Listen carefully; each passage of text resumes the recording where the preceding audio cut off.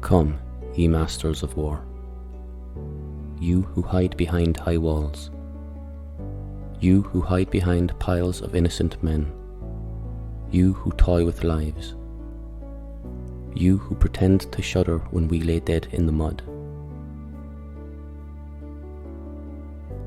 Come and see the destruction of your path. Come and see those who you deemed unhuman. Come and see what the spread of your civilization has done to millions. Come and see what your beliefs have done to my land. Come and see what your greed has done to my people. Come and see, come and see, come and see. Pray forgiveness, not for what you have done. Pray forgiveness for what is to happen. Pray you never have to meet the man who stood at Clonmel. This is his story.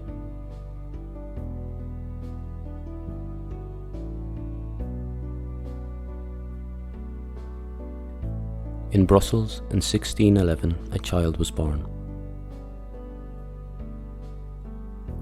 His name was Hugh Dove O'Neill. Young Hugh was born 4 years after one of the most tragic moments in Irish history. 4 years before his birth, Hugh's family, the great O'Neill clan, had fled their home of Ulster. Old Ireland had been defeated at the Battle of Kinsale, and each of the Irish lords, one by one, fell under English rule. In the Ulster town of Rathmullen, the last of the Irish clan leaders, fearing arrest or death, boarded a ship and left in exile.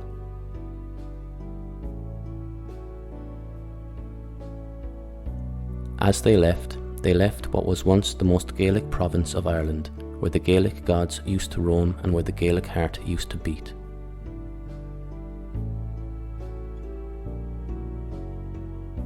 In their absence, the Ulster plantation swept across the land, gobbling up all things Irish in its path.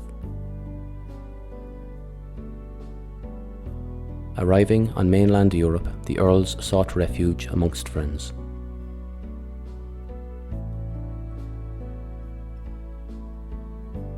Hugh's father, Art Oge, as many others did, joined the Spanish army as a means of gaining work. He travelled throughout Europe with the other exiled Irishmen fighting in other people's wars. When Hugh joined the world, he was born into a large Irish military community in Flanders, where the Spanish army was based. Hugh was educated amongst his Irish and Spanish peers, but quickly showed a great desire to follow in the family's footsteps and become a man of war.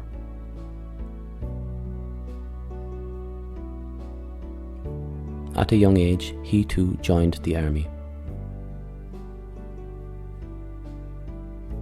He served under an uncle, Owen Roe O'Neill, and under his uncle's command he fought in the Irish-only regiment of the Spanish army in the 80 Years' War against the United Provinces of the Netherlands. The Irish in the war, especially Hugh, showed that they were very capable soldiers, fearless and strong. Such was the confidence in the Irish forces in the Spanish army that when word came to Owen Roe that the Irish at home were rising once again, he gathered 300 of his best officers and set sail for home. Hugh amongst them.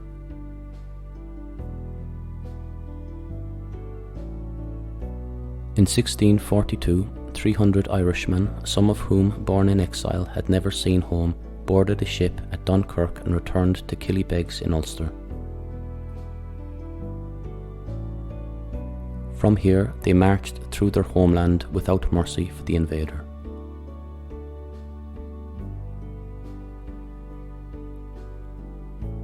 Owen Roe's army became the core of the Ulster Army, of what became known as Confederate Ireland. a new nation born in protest against its oppressor, blind to their cruel rule over the Irish. After 12 months of marching and fierce battles and raids, Hugh was captured by a group of Scottish soldiers in the English force in Monaghan. He was held in harsh conditions here for 3 years. As he waited here for his chance to return to war, his uncle continued to fight bravely in an effort to revive the Gaelic soul of his homeland. In Benburb, Owen defeated a large Scottish army and took several hostages of note.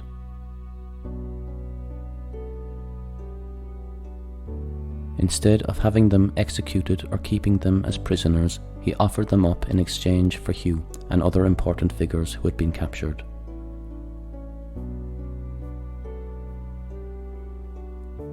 An agreement was made and Hugh was released to his uncle. Upon his release, Owen explained to Hugh how impressed he was with him until he was captured, and how he trusted him in battle more than any other man. He trusted him to never shy from a swinging sword, to never stall when a decision was needed, and to never hide when a charge was on. Owen promoted Hugh to the rank of Major General.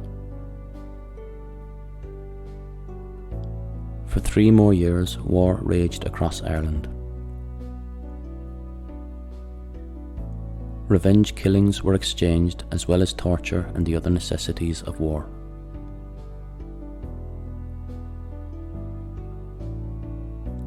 In 1649, Owen's war ended as he passed away.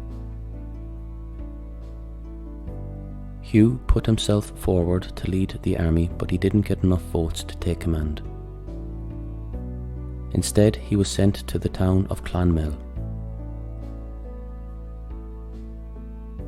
Clonmel was a town under pressure. From the east, an evil was coming. It was a black cloud of death and destruction which was swarming over the east of our island.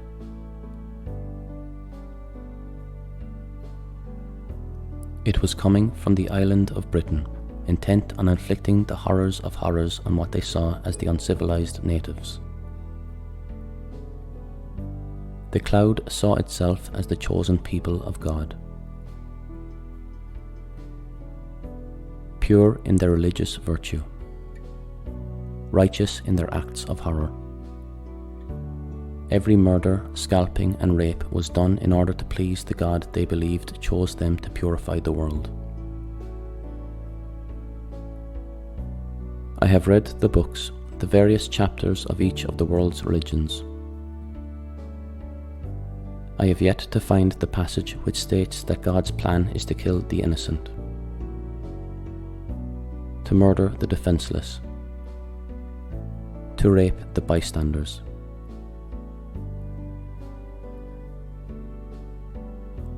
At the front of this dark cloud was a man most foul. A man who saw himself above God.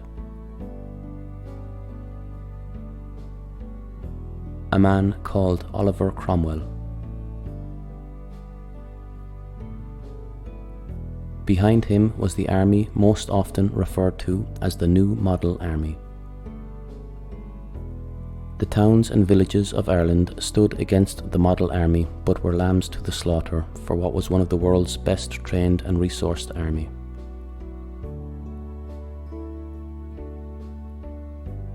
Hundreds of thousands of Irish men, women and children lay dead in the mud of their path.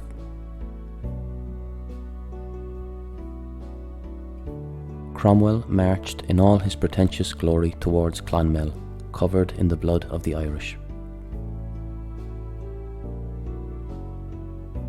As he approached Clonmel with his army of 8,000 professionally trained soldiers, he expected his march through it to be a formality.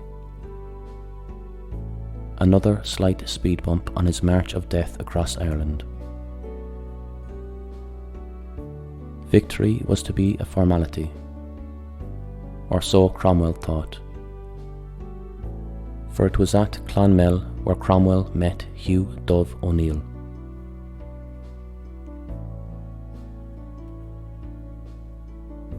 Hugh had got a lead on Cromwell's march, and he and 1,500 other Ulstermen stood behind the town's high walls.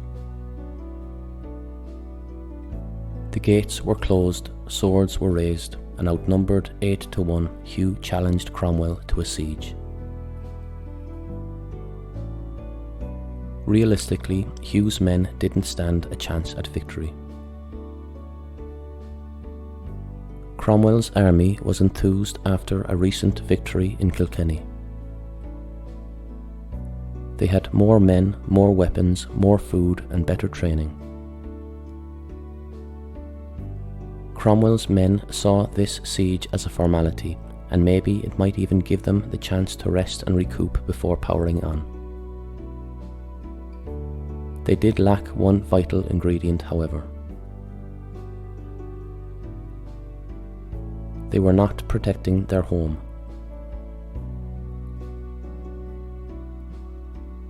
The Irishmen had nothing to lose, and yet everything to gain.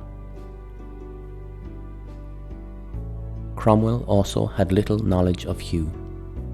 He was just another peasant Irishman to him, an insignificant grub in Earth's soil.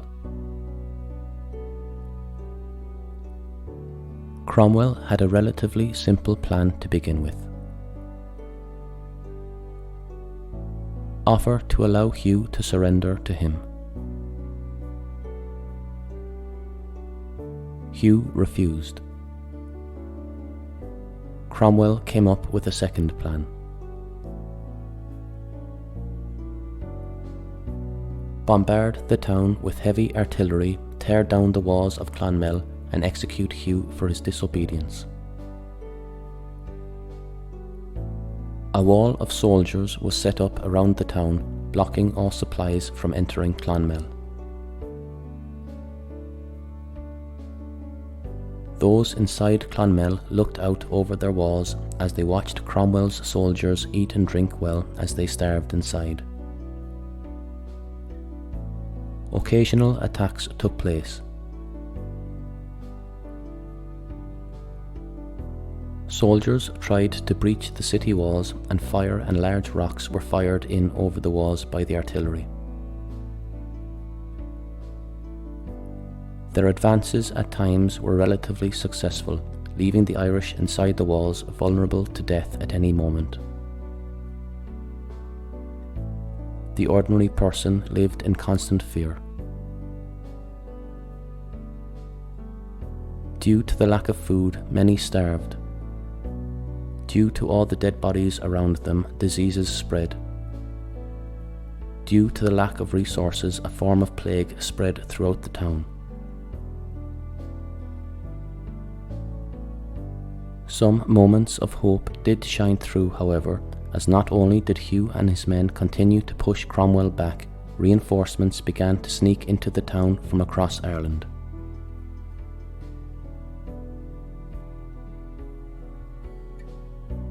When word got out that Hugh was making a stand for Ireland, those who had survived Cromwell's march came to Clonmel to pick up a sword and help.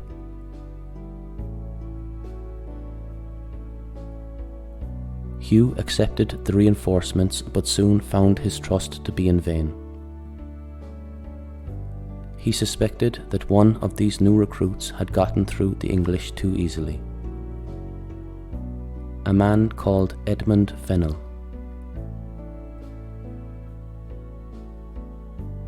Edmund had brought with him a small group of soldiers and insisted he was there to help. Upon questioning, Hugh discovered that Edmund had made a deal with Cromwell. He was to be given a sum of money and a full pardon if he could manage to get the town's north gate open to let 500 soldiers in during a specific night at a specific time. Edmund and his followers were relieved of their ability to breathe. Hugh, now knowing Cromwell's plan, decided to use it to his advantage. He organised a group of his most trusted men to the north gate at the time Cromwell expected Edmund to open it. They watched with glee as the gates opened, and quietly they began making their way in. As the last of them passed through the gates quickly closed behind them. From above the walls, fire and death rained down upon them.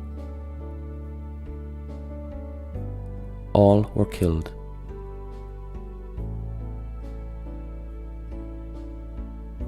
When Cromwell managed to form any hole in the walls of Clonmel, every time they advanced they found brave Irishmen standing with pikes and muskets slaughtering any invaders.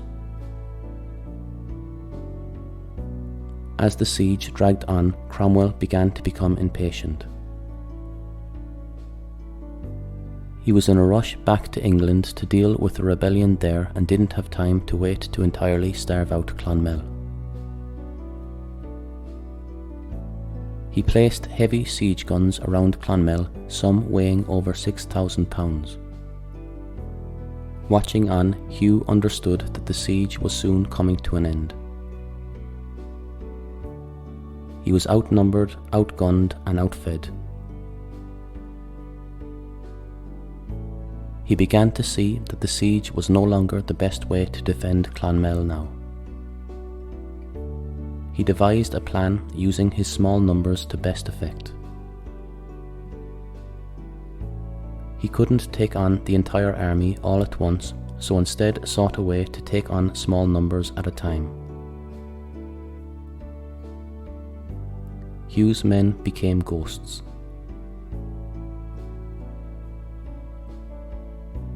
In the middle of the night, under darkness, they slipped over the walls, approached Cromwell's camp, executed the soldiers in silence, and climbed back over the walls again to safety. One by one, Hugh was picking off the English. In one night, they killed up to 40 of Cromwell's men in a 20-minute raid before anybody knew they were there. Furious at the embarrassment Hugh was causing him, Cromwell moved his guns and faced them at the north gates. He was going to blast them open, slaughter the town, and head off on his merry way.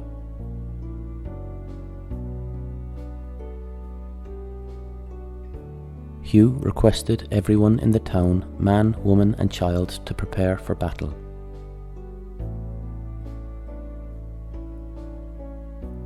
They built a funnel behind the gate to corral Cromwell's men and armed themselves with rocks, sticks, and anything else they could hit a soldier with.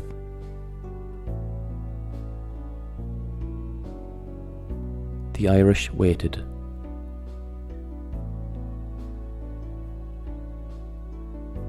Soldiers gripped their weapons, prepared, brave, and willing to die for Ireland. The ordinary men, women, and children stood behind them, frightened, crying, and awaiting their slaughter. Then came the thunder. Everyone shook as the first cannon hit the gates of Clonmel. It must have felt like the fist of the devil was seeking access to their souls. Boom, boom, boom, boom. Cannon after cannon launched at their gates. The soldiers and townspeople stood together as they waited. A prayer was said, quick deaths were requested, and peace at last was sought.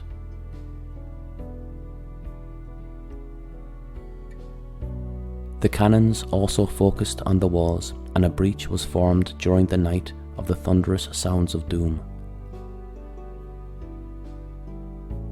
Cromwell waited, however. He had been tricked before. No soldier was to enter the town until morning. Daylight would be their ally.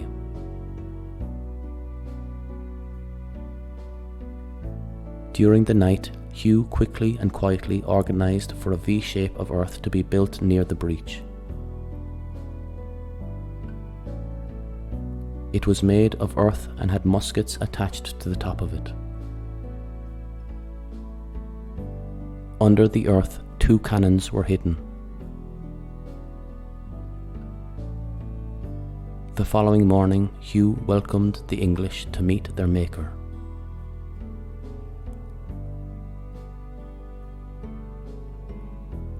As the English approached, Hugh's men hid silently. Once they were inside the town's walls, the Gaelic world rose. The cannons fired through the lines of marching Englishmen. At the hole they had formed, logs were sent swinging to crush those who tried to run. A red-hot chain was dragged at head height across where the English stood, melting and burning its way through anyone who did not see it coming. Flammable liquids and flames rained down upon the English soldiers.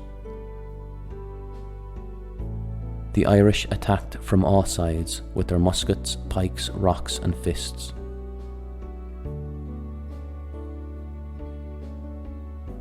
Cromwell's men had met their maker. This was hell on earth.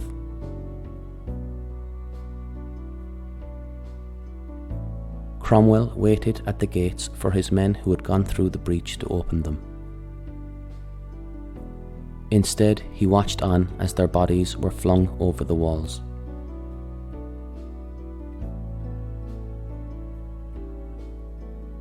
He instructed his army to go through the breach and force their way in. Wave after wave met the same force of the Gaelic world, and time again the Irish were the ones who remained standing after the slaughter.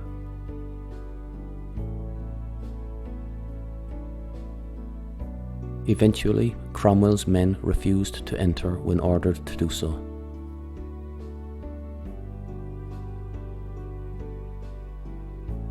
As Cromwell retreated, Hugh took stock of his supplies. He realized that there was only so much more he could do. He went to the town's mayor and told him that he and his men now had to escape in order to get supplies and regroup. They would have to meet Cromwell again another day. The mayor agreed to relatively peaceful terms with Cromwell in order to save the lives of the innocent. Believing the town was heavily defended, Cromwell couldn't believe his luck at these terms and quickly agreed. When he entered the town, Hugh and his men had already left. He was embarrassed to discover that as 1,500 Irishmen faced his army of 8,000, only 20 Irish soldiers had died. Cromwell had lost 2,500 of his own men at their hands. It was the worst defeat of Oliver Cromwell's military career.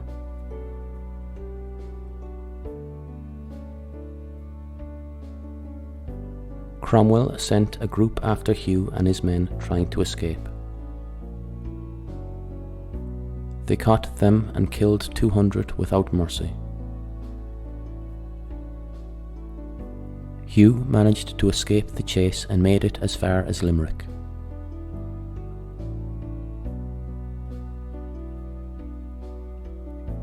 In Limerick, Hugh found himself in a siege once again. He was chosen to lead Limerick in its defence against the English, this time led by Henry Ireton, the son-in-law of Cromwell.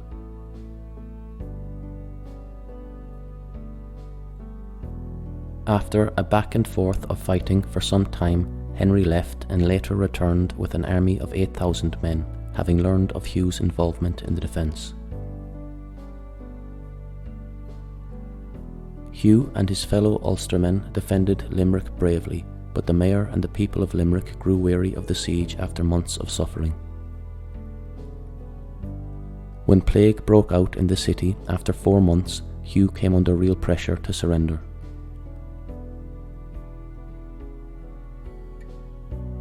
Hugh eventually placed his weapons down when the Limerick soldiers began turning on him in the hope of saving their own families.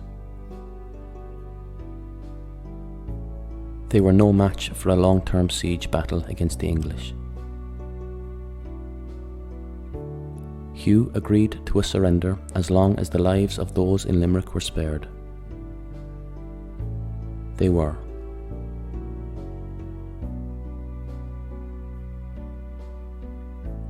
As part of the surrender, Hugh was taken to be executed, but the decision was reversed and he was instead sent to the Tower of London to live out the remainder of his natural life. In London, word came to the Spanish ambassador in England that Hugh was being held captive.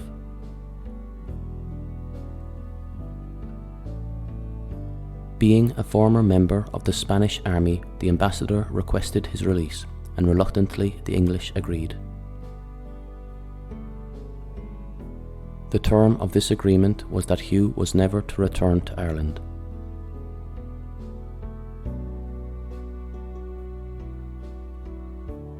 Hugh went to Spain to live out his life. He became the general of the Spanish artillery. In 1660, Hugh became the 5th Earl of Tyrone after his cousin Hugh Owen died.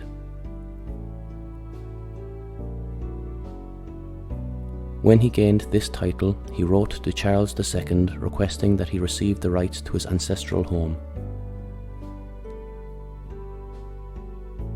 His request was turned down.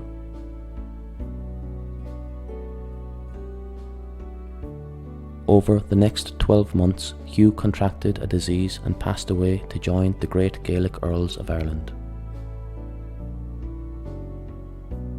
Today, we also remember Hugh as the man who inflicted the heaviest defeat ever suffered by Oliver Cromwell's New Model Army.